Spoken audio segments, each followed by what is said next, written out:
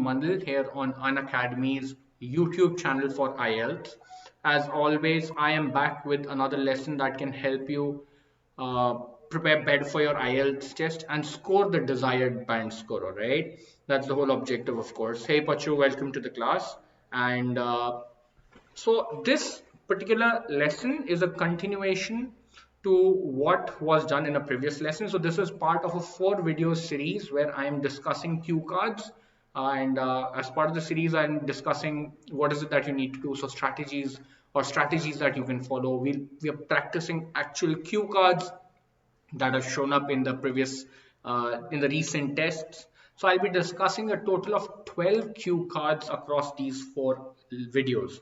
I've already finished 2 in my previous lesson, and this one I'll try and cover 4 instead of the 3 that I had originally planned for, because on the last one we weren't able to finish those 3, right? So what we are going to do is we are going to um, do 4 cue cards, and I will also then discuss how is it that I responded to those cue cards, and probably what are the mistakes that another student may have made on those cue cards, right? So all of this will be discussed in the videos. But before we get to that, I will take 5 to 7 minutes of yours to explain something which is very important in terms of your preparation for the test. So you see, I am an Unacademy Plus educator on Unacademy app. What is an Unacademy Plus educator?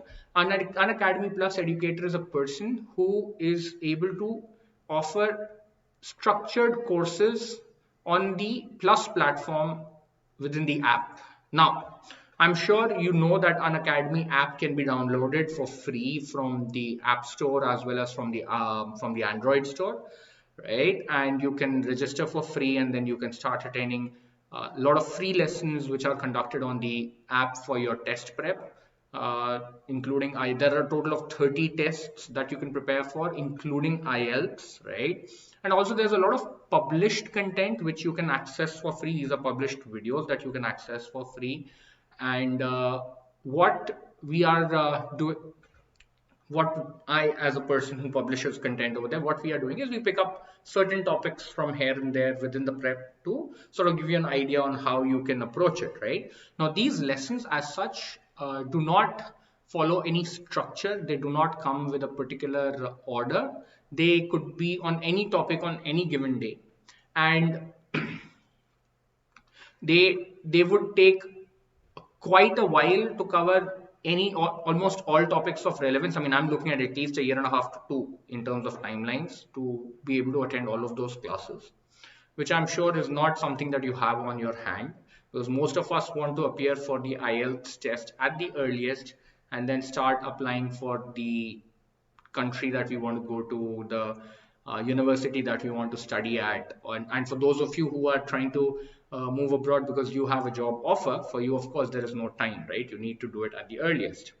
So for people such as you, Unacademy Plus is the right platform to go and study. So within the app itself, you have an option to join the Plus platform, right? So what is it? So Unacademy Plus is where educators such as I and many other educators, we offer structured courses, structured scheduled live lessons to help you prepare for your IELTS test. So you join the Unacademy Plus. It's like any other academy that you would join, and just that it is an online academy. So the best thing is you could be sitting at your home in your living room or having dinner, or probably just in your bedroom quietly without having to worry about having to drive an hour to make it to a decent academy to study. You could be just at your home, whip out your phone, plug in your headphones and start attending the classes, right? And these are live lessons. So just as you are getting to attend the lesson with me here on YouTube, likewise, you can study with me on the Unacademy app. The difference, of course, being that here on YouTube, there is a lag. So what you see on your screen is about, let's say, 10 to 15 seconds late. So I'm already, by the time you have watched this particular section of the video, I'm already probably on to the next topic. So by the time you'll ask me a question and I'll respond, there's a lot of time lost, all right? But on the app itself, it's instant. You watch me speaking instantly, and then you can ask me your questions and respond. I will respond to your questions instantly, right? You can message me. There's a chat box which is always available. And that is how the classes are conducted. In fact, those free lessons that you actually get to attend on the app, and including these lessons that you get to attend on YouTube, these are more like demos for how we teach, right? So yes, you do get to learn a little something over here. But all in all, that being said, for a complete preparation, I always recommend that you go through a structured course, right? See, the IELTS test is a very, very, very expensive test. It costs you 13,500 rupees per attempt. And I've seen people who take multiple attempts preparing for their test. I know of people who've taken 5, 10, 15, 20 attempts on the IELTS test, all right? Not sure what they're doing. I don't know what is it that they're thinking, but because what they're always trying to do is they're trying to find a strategy to crack the test. There is only one strategy, and that is learn English, right? And yes, I'm sure you will get to learn a couple of things on how I answer the question, but hey, in all honesty, it is on Unacademy Plus platform where you get to improve your English. And trust me, once you've improved your English, you have already done enough to score a high band score, especially for people, those who are trying to go to Canada, right? I know a lot of people who are struggling. They score band 5, and then without improving their English, they'll go appear for the test again, and then again and again and again, and that does not work, all right? So come join me on Unacademy Plus, and I have two lessons. I have two courses over there. One is the grammar course. I always say this is the more important course. Okay, this is the more important course because this is the one that helps you improve your English, right? And then there is the IELTS course. So the IELTS course is for, of course, people who are already good at English and directly want to start preparing for the test. So that being said, if you are somebody who's average or below, even students who are average at English should attend the grammar lessons. And how do you know whether you're average or not? Well, the easiest way to do it is take a mock test, and an official mock test, not just from any random book, right? Take an official mock test and find out what is your band score, and you know where you stand. All right, and don't go like, oh, you know what? It's a good thing to say I am average when you're good, or oh, I know I'm below average, but if I say so, somebody will pull my leg, so I should say I'm good. Don't do so, right? Be honest about where you stand, and then start attending these grammar lessons. So this course is for 3 weeks, right? And the classes are from Monday to Friday, and they're 1 hour each lesson, all right? And same as the case with the IELTS course, this is again 3 weeks, split into 3 sub-courses, like 3 different courses. One is for listening and speaking, one is for reading, one is for writing. That being said, each one is for 1 week. So in 3 weeks, you're ready for the IELTS test. And it is again from Monday to Friday. And the test is for an hour each. Sorry, the class is for an hour each. If you are somebody who is average or below, if you're average at English, I recommend doing at least a month of grammar before you even touch the IELTS course. If you're anyone who's below average or weak, I would say at least 2 months of grammar course. So repeat the course at least once, and then start preparing for the IELTS test. Okay, so that is what I recommend. So for a month now, like I said, it's an academy. Now to attend these classes, you have to pay a fee, very small subscription fee of 2,700 rupees for 1 month, which I think is the most affordable fee you'll ever pay. And then there is an option to go for 3 months, which is 6,600 rupees, right? So for somebody who's weak at English, I would say in 3 months, not only do you improve your English, you also score well on the IELTS test. So instead of wasting your time taking 600 attempts or maybe 75,000 attempts, it's better, and wasting your time and energy and losing your mental peace. Join for 3 months. Oh, I'm not kidding, all right? I know students who've literally lost confidence in their lives because they're not being able to score well on their IELTS test. And the moment they start studying with me, the first thing I realize is that one, they've been misguided. They've been heavily misguided. So many students are so heavily misguided. They're told, oh, vocabulary is what will help you score well on the IELTS test. Absolute nonsense. Vocabulary has an impact, right? And of course, you need because vocabulary is nothing but words, and if you do not know words, how will you speak on the test? How will you write on the test? How will you understand those things that have been written or being said? But that does not mean that vocabulary means you start memorizing big words, all right? That's not how it works. So I have so many students who've been completely misguided. They're told, you know what, you should appear for 500 mock tests before you go for the test. I mean, of course, not 500, more like 50 mock tests, 70 mock tests. Keep giving mock tests and your English will improve, your score will improve. All sorts of misguidance that they have been, put through. So for it's honestly, I have seen so many students who are on the verge of breaking down, on a edge of nervous breakdown, being so stressed about life because they've been trying for a year and a half, 2, maybe 3, maybe 5 years, and they haven't been able to score their desired band score, especially students for General Training Canada who want to apply for the PR, right? So, but once they join me, they start following what I have to say. Most cases who follow me what I have to say, right? They end up scoring their desired band scores and they end up leaving for the destination of choice. Okay, so come join me in this 1 month or 3 months. I'll have you ready, and if you use this code Manil Live, you get another 10% discount. So this actually reduces further to 2,430 rupees, and this reduces to 6,000 rupees. So this gets even more affordable, and I don't think there is a better proposition when it comes to money for preparing for your IELTS test. So guys, consider joining Unacademy Plus.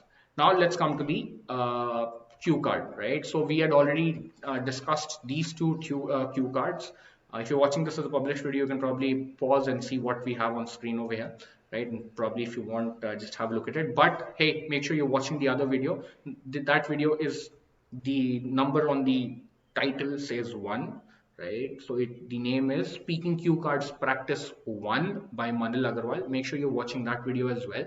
And I have given my own response for this, and then I have also discussed some of the strategies that should be helpful for you on your cue card response, all right? And what is it that you need to do, what is it that you do not need to know. I will indeed repeat those very quickly for you. So this was the first cue card, this was the other cue card. Today, like I said, I promised, I do 4 in this particular class. One thing that I forgot to mention in the previous one was that even if your answer is not complete at the 2 minutes mark, that's okay, right? Because a lot of people go like, oh, what if the examiner stops me? I mean, it's okay. If they've stopped you, you can bring that sentence to a logical conclusion and say thank you and bring it to an end. Or if they go like, just stop, that's okay. Your answer is complete. They're not recording any further, okay? So which is fine as well, right? But when it comes to how long should you definitely speak? Well, you have to speak for a minute, right? There is no doubt about it. And thereon, we as test takers should try to speak for at least a minute 45 to 2 minutes, right? A lot of us are probably a little lost on what to say after a minute and a half. And the reason for that is something that I want to discuss today. So what I've seen is people will give one-line answers for each of these points. Now, if you do so, that is where you are getting caught. Because if you give a one-line answer, what's the whole point, right? It doesn't help you in any which way. Now, let's look at this cue card that I discussed in the previous one. Who was the speaker? Now, in my previous answer, you will see that I've given like a one-line sentence, but that is a one sentence answer because that was all I needed to do because I had spoken about the other points for a very long time. But I've also seen students who will go just they'll keep going in this order. They will like, who was the speaker? The speaker was the head of the department. I heard this lecture when at my school when I was in 12th standard, and it was conducted in the auditorium. This was about space research. Doesn't help, right? Who was the speaker? The speaker was the head of the department who had over 30 years of experience in space research. So keep developing, always develop your point. The more you develop your point, the more you'll be able to speak. Eventually, trust me, you'll realize, oh, I haven't been able to cover all 4 points in my answer. And like I said, it's not important to cover all 4 points. In fact, it's not even like, oh, this point has to be covered or this point has to be covered. It's okay. Whatever you can speak about, that is good enough. So, all right, so let's come to the cue cards for this one. I have to do 4. And I don't want to run out of time again, right? So what I'm going to do is I'm going to just read the cue card. I will not give myself the whole minute to prepare. And like I mentioned it in the previous lesson as well, that I haven't set up these cue cards. I had somebody else set them up for me, and I do not really know what is going to come up for me next, okay? So I'll just read the cue card and then I'll start speaking immediately. I have set a timer for 2 minutes. Of course, I can see the timer, so I will manage myself accordingly. In fact, I'll tell you what because I know there's an alarm that will go off. I will not even look at the timer this time. All right. So let's describe a skill that takes a long time to learn, what the skill is, how useful that skill is in our daily life, why it takes a long time to learn, and explain how you can learn that skill. All right. So this one skill that I definitely feel that everyone should know, but does take a very long time to master is photography. Uh, and photography are across a wide range of subjects, right? People should learn photography for landscapes, for wildlife, for people, for object, and every kind of photography that is possible. It is definitely one thing that today we are using on a very regular basis, and it helps us to communicate with the whole world because social media is the in thing today. And the one thing that works better than everything else on social media is photography. Let's say you're out having dinner and you want to let the world know that you are having probably the best hummus with pita for starters. All you need to do is whip out your phone, click a pic, and upload it to your social media profiles. But if you're not good at clicking those photographs, you might end up clicking a photograph where the hummus looks more like something which is inedible or probably not even food. And then people would be like, stop wasting our time. You'll probably lose social media credibility and people will stop following you. And not just that, the ability to click a good photograph could also help you store a lot of good memories for yourself to come back to later on in life. The one reason why learning photography can take forever is you yourself. See, the tools in themselves are very easy to master. It's not that it will take you 6 months or a year to learn how to use a camera.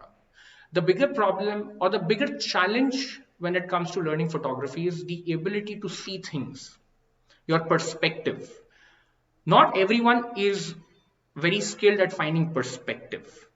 So what you'll have to probably do is give yourself a lot of time to practice. Keep looking at photographs. See what is it that you see and were you able to capture it on the camera or not. Everyone can click a shutter, but can you actually frame everything in a manner that... Thank you so much. All right, so that was my 2 minutes answer, right? So not too bad all in all.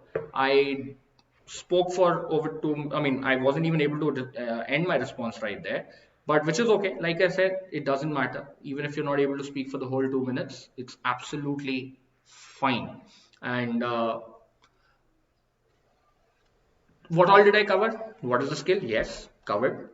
Uh, I spoke about it for not very long. I spoke about photography and I said you should not just learn one type of photography. You should learn every skill possible when it comes to photography across the range, across the spectrum, right? Then we got into how useful is it. That was a point that I really developed, right? Social media, sharing what you're doing, credibility. If you do not know how to click good photographs, why does it take long time to learn? That was another point that I was developing, right? I spoke about it for length. Sorry, I spoke about it for a long time, right? How explain how you can learn that skill. That part is sort of covered. I sort of covered in my answer where I said practice, right? But I didn't really develop on that point. I wanted to develop, but just before I could get to that point, right, the alarm went off, so I didn't really have an opportunity to do so. But hey, that being said, like I said, even if you are not able to cover all 4 points, that's okay, right? I mean, eventually I did manage to cover all 4 points, so which was fine, right? It worked very well for me. And now, what is it that most people will end up doing while trying to answer this question? They'll try and find a skill which is genuinely difficult to learn. You see, the best thing to do is not find what you genuinely think is difficult. Find that skill which, according to you, is very easy, because that will always be very easy to use for your answer. You already know everything that needs to be done.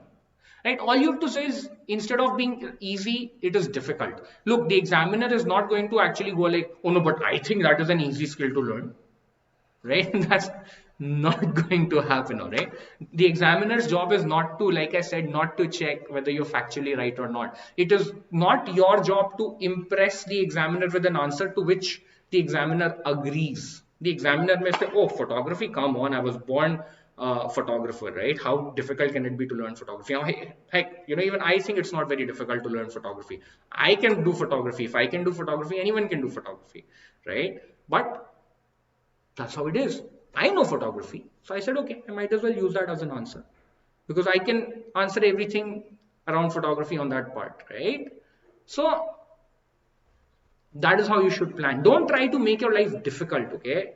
Keep it simple. I keep saying this all the time. Keep it simple. Stick to the basics. All right, let's move on to the next cue card. And hey guys, look, uh, you can keep following all these strategies for as long as you want, but I keep reminding I keep reminding everyone to this one fact. You have to improve your English, because if you don't, forget a good band score. All right, your answer may be in the right format and whatever, but not until your English, your language overall is good will you score well. All right, moving on to the next cue card. Let me pull up the alarm again. All right, let me read the cue card. Describe a success your friend has had that you are proud of. What success it was, how he achieved it, how easy or difficult it was for your friend, and explain why you are proud of it. So, this one achievement that I'm very proud of that my friend succeeded in doing recently was winning a gold medal at the butterfly stroke in the local swimming tournament, which was conducted on a district level.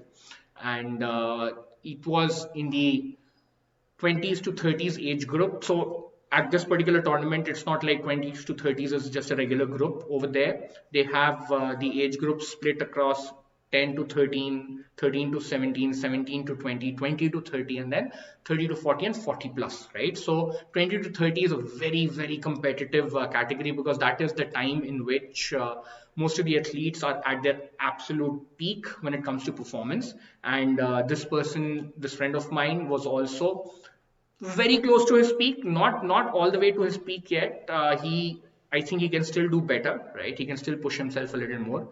But that being said, he won the gold over here. So to prepare for this particular competition, I had seen him wake up at 4 a.m. every morning for the past 6 months, and he used to work out at the gym from around 5 in the morning to 7, and after that he would then jump into the pool, go through his routine, which was a 3 hours routine, right, which involved swimming for at least 100 laps of a Olympic sized swimming pool. And post that he would then go home, pump in all the good healthy food that he needed for his body to recover, get his sleep, wake up again in the evening, go back to the pool, go back to the gym, do a lot of mental fitness exercises with his fitness trainer, and then once again, repeat this on a daily basis. I am super proud of him because when he started off, I always thought that I was the better swimmer because I at school had won a lot of medals, but he managed to do it before I did. All right, so that was my response. All in all, I think that was a good response. I do feel that I sort of lost it towards the end. The reason for that is I ended up looking at the clock. Now I know I have a clock, I have access to the clock, so that's a bit of a distraction for me. ठीक है, कोई बात नहीं. I'm still not in the natural test environment, right? You won't really even have to worry about it because you really can't see the clock. So this part here, when I started answering that part, I was like, "Arey, oh, the time's about to come to an end. I haven't." And then it started going through my head. Oh, I should cover this because I'm giving an answer for all of you to hear, and so that's why I started fumbling a little towards the end. But that's fine. That's fine. Still, worst case scenario is a band-aid answer, right? Worst case scenario, it was a band-aid answer, which is great. And again, what did I do? Started off with the success, and then see what I did was I sort of clubbed these 2 points this time. It's not like I spoke on each of these points individually. I sort of clubbed them that what was the process that was followed, as well as discussing the challenges that were experienced along the process, right? Like waking up at 4 in the morning, having to sit down with the mental fitness coach in the evening, and then having to do at least. So I conveyed that it wasn't simple. So I combined the 2 points and I spoke at length. So that is another strategy that you can follow, right? It's not like each point has to be handled in a separate sentence, and they can't be in one. ऐसा कुछ नहीं होता. Speak, as long as the general picture, the general answer is associated with the topic at hand, and doesn't stray from it, right? I've seen people who will start speaking about the cafe and end up somehow in a park, right? So that's not great, of course. That's not great, right? I've seen students who start speaking about their favorite garment and somehow make it to their favorite food. Not great again. So as long as you're, sticking to the topic at hand, you're doing well, all right? You're doing very well. All right, moving on to the next one. Before we run out of time, I'm sorry, no, I haven't read it yet. Wait. Let me pull up the clock again. Okay. All right. So describe a shop that recently opened in your city/country. You should say what its name is, where it is, who the typical customers are, and say if you bought anything from the shop. Why not? All right. H&M, a global brand from Germany, recently set up shop in Ahmedabad, and it has indeed set up a huge store for itself. They have hired 2 floors of one of the plushest and poshest shopping complex in Ahmedabad, and they have established their presence at least over, if not more, 10,000 square feet of retail space.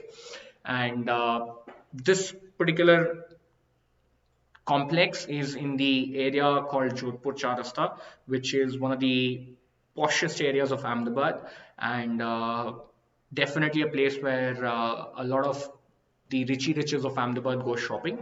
And right on the road, street facing, excellent facade. Their logo is so brightly lit and visible for kilometers from there, right? And definitely a great shopping experience, unless, of course, you have touched the fabric and you realize, oh God, I'm about to pay a very high price for a fabric which is truly not worth it. But hey, that kept aside, this place, because of its location, attracts a very rich clientele who come in shopping, and within that clientele, you'll notice that the younger generation, people in the age group of say about 16 to 30, end up shopping from them more than anyone else, because they do like to make clothes which are more hip, and they believe in the whole fast fashion concept, which means every 15 days they change their garments on the shelves. Something that I really don't like, and which is why I never go shopping over there. Yep, I visited a few times because of my wife, because she likes to see what's on the shelves, but we never end up purchasing anything from there, because we know for a fact that a couple of washes and the fabric will go bad, and we'll probably get rid of it, and then all that money that we spent will be wasted. All right, guys, that was my answer right there. So again, an excellent answer. I did fumble once around the square feet word, which is fine. It happens. That's not a big issue. That can happen. That can happen, right? So that was my response for this particular cue card.